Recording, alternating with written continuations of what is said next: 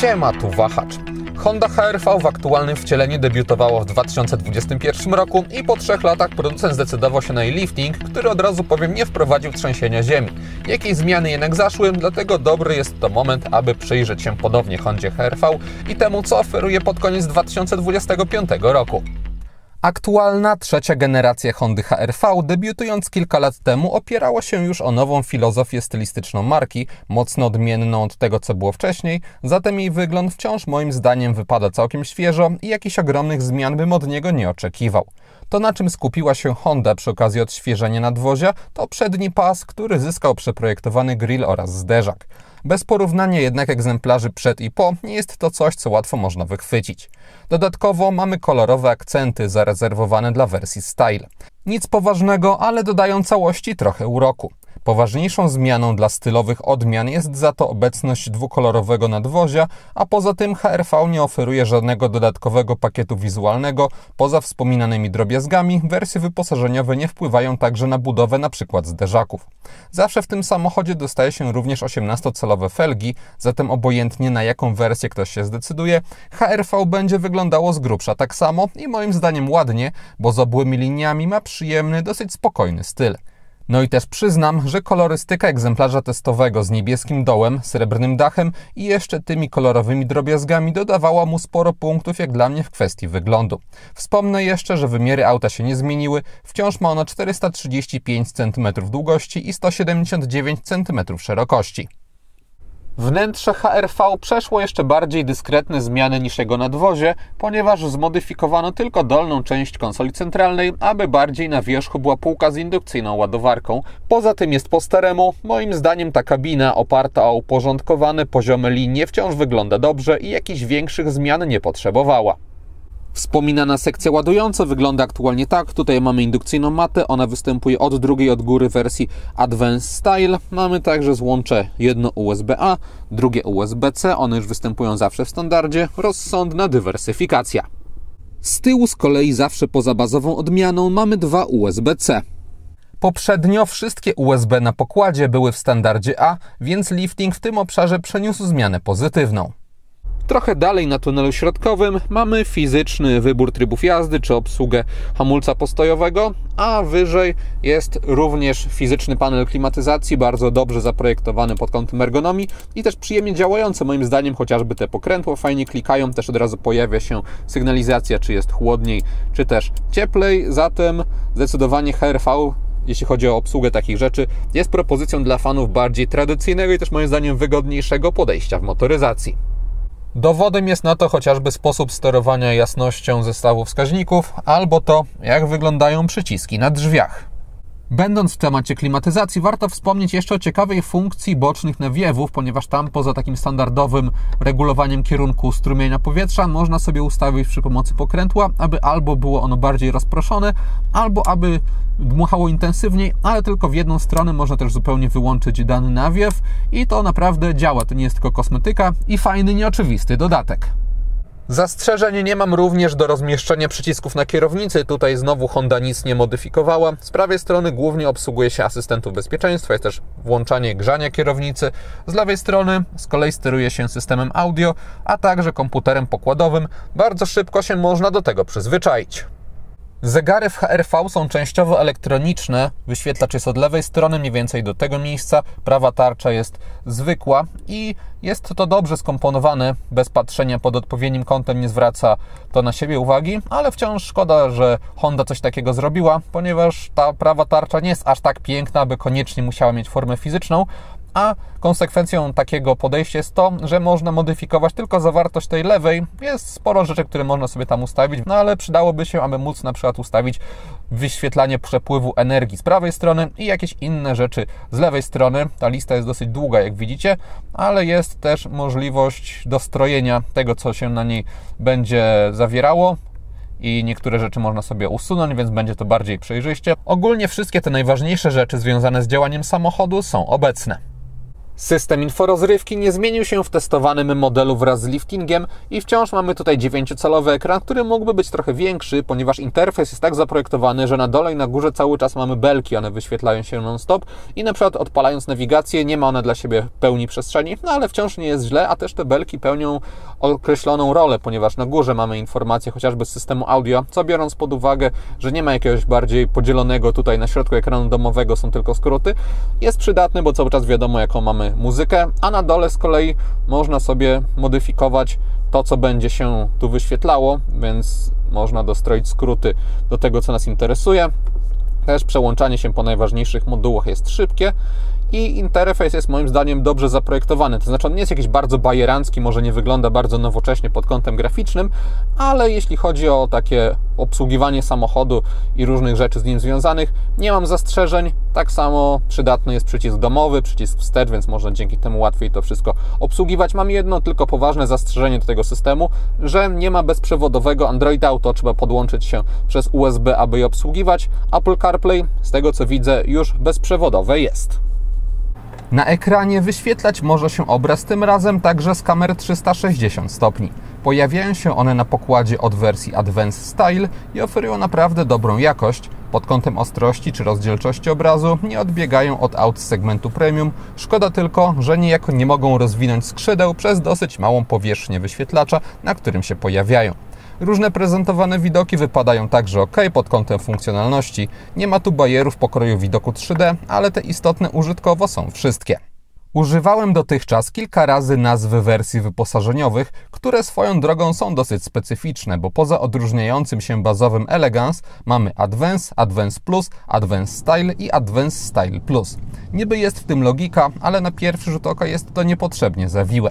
W każdym razie układ napędowy, który może znaleźć się pod maską Hondy HR-V, jest tylko jeden i nie zmienił się on względem przedliftingowych wersji, co oznacza, że mamy tutaj zwykłą, samoładującą się hybrydę HEV, rozwijającą 131 koni mechanicznych i opartą o silnik benzynowy 1.5. Układ zaprojektowany jest tak, aby silnik spalinowy mógł robić także za generator prądu dla silnika elektrycznego bez napędzania bezpośrednio kół. Dzieje się tak przy mniejszym obciążeniu i ma pozwolić to na optymalizację pracy benzyny, której obroty nie są aż tak powiązane z ruchem kół. Spalinowiec ładuje również akumulator, który pozwala na przejechanie krótkich dystansów tylko w trybie elektrycznym i to odbywa się głównie przy prędkościach miejskich, na przykład tocząc się w korkach. W trasie też silnik benzynowy na krótkich odcinkach się wygasza, ale wtedy nawet lekkie przyspieszenie go wybudza, a jadąc wolniej można do okolic 30-40 km/h zwiększać prędkość tylko na prądzie. Hybryda Hondy nie skupia się jednak na tym, a bardziej na częstszym wygaszaniu i odpalaniu benzyny.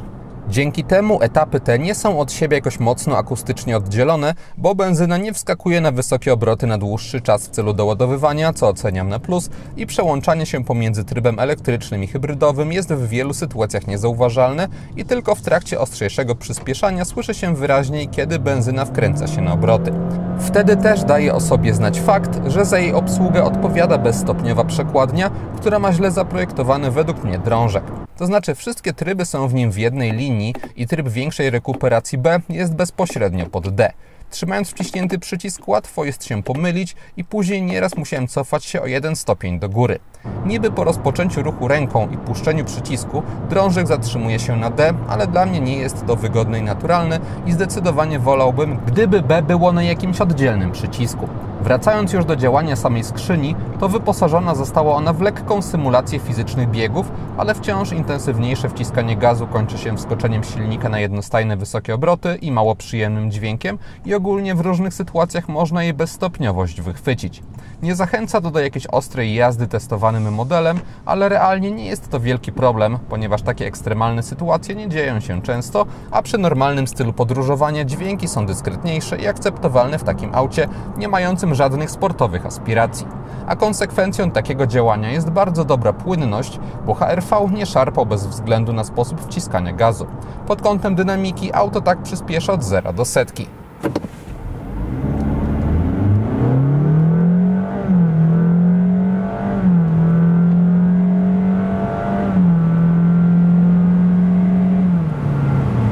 A tak od 90 do 140 km/h.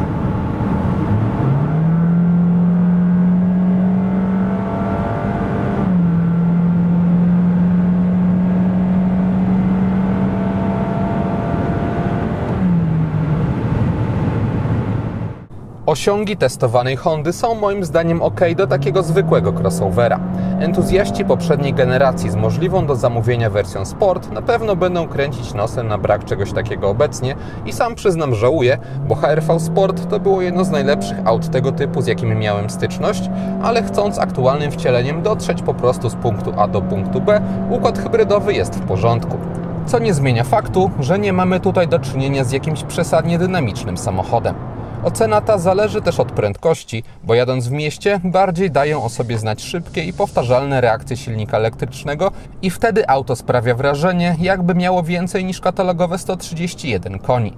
Z kolei podróżując szybciej wciąż jest ok, ale czasami trzeba jednak chwilę poczekać, aż benzyna wskoczy na obroty, aby wspomóc silnik elektryczny. Też reakcje nie są gwałtowne i wtedy nie czuje się, że papierowe dane są przekłamane. Auto w każdym razie mnie pozwalało na bezpieczne podróżowanie bez szaleństw i dopiero powyżej 120 km/h zaczyna wyraźniej słabnąć. Jeśli ktoś jednak użytkowałby HR-V głównie w mieście i okolicach, to jego dynamika jest naprawdę spoko. Też przy mniejszych prędkościach można najlepiej zoptymalizować zużycie paliwa. Mnie w Warszawie wychodziło średnio 4-4,5 litra na 100 km bez żadnego starania się. 4,5-5 litrów komputer pokładowy pokazywał na zwykłych drogach poza miastem i dopiero na tych szybkiego ruchu, gdy benzyna musi bardziej się wysilać, robi się wyraźnie więcej, bo przy około 120 km/h wychodzi jakieś 7 litrów, a przy 140 km/h lekko ponad 8 litrów. Silnik jest dobrze dopasowany do tego, jak zestrojone zostały właściwości jezdny HR-V. Układ kierowniczy, jak na Hondę przystało, ma odpowiednio bezpośrednie reakcje, bez jakiejś gumowatości i zapewnia dobrą pewność prowadzenia, ale z porcją upłynnienia wszystkiego, aby auto było przewidywalne i neutralne i faktycznie takie jest. Zawieszenie jest tutaj może trochę lekko za twarde jak na mój gust, biorąc pod uwagę brak sportowych aspiracji HR-V. To znaczy nawet nie za twarde, co niepotrzebnie twarde, bo ogólnie samochód jest rozsądnie miękki i wygodnie się nim jeździ na odpowiednim poziomie jak na crossovera. Z drugiej strony takie zestrojenie potęguje jeszcze pewność prowadzenia. Wygodę poprawiają tutaj umiarkowanie miękkie fotele, które mogłyby mieć dłuższe siedziska, ale poza tym nawet przez kilka godzin nie wywoływały dyskomfortu. Irytowało mnie za to działanie asystenta prędkości ISA, który działał nieraz zawodnie i nie znalazłem jakiegoś dedykowanego przycisku do jego wyłączenia. Być może jest jakaś inna, szybsza możliwość, do której po prostu się nie dokopałem, ale mnie jedynie udało się to dezaktywować przez menu, co wymaga wejścia do niego dosyć głęboko. Byłby to połowiczny problem, gdyby nie fakt, że aby móc się do tego menu dostać, skrzynia biegów musi być w pozycji P. Przy niskich prędkościach łatwość manewrowania HR-V była dla mnie dobra. Ze wsparciem systemu kamer trudno jest w coś przypadkowo uderzyć, ale nawet bez nich dostajemy nieprzesadzony pod kątem gabarytów nadwozie o dosyć regularnych kształtach z nisko osadzoną tylną szybą. Dodatkowo samochód ma niezły promień skrętu, ale w ruchach kierownicy nie czuje się typowej dla mieszczuchów żwawości. Wciąż jednak opór jest na tyle mały, że nikt nie powinien się zmęczyć. Testowaną Hondę aktualnie kupić można od 121 900 zł. Normalnie samochód ten wyceniony jest od 134 900, ale na rocznik 2025 można zgarnąć rabat 13 000 zł. Później mamy dosyć płynne przejście do 164 400 zł albo 151 400 zł po rabacie za topową odmianę, którą prezentuje. Już w podstawie auto jest moim zdaniem wystarczająco wyposażone. Elegans nie oznacza tutaj golasa, a auto ma chociażby dostęp bezkluczykowy, prawie wszystkie systemy bezpieczeństwa, najlepsze przewidziane multimedia, podgrzewane fotele, czujniki parkowania wraz z kamerą i kilka innych elementów, które sprawiają, że na luzie można jak dla mnie taką wersję kupić i później specjalnie nie żałować. Wciąż jednak osobiście dopłaciłbym do drugiego od dołu Advance, aby mieć lepsze światła, lepszy system audio, lepsze materiały wykończeniowe czy więcej portów USB. Później odmiany ze Style w nazwie dodają rzeczy też przydatne jak kamery 360 stopni czy ładowarkę bezprzewodową, ale jednak już bardziej z tej kategorii, bez których da się żyć.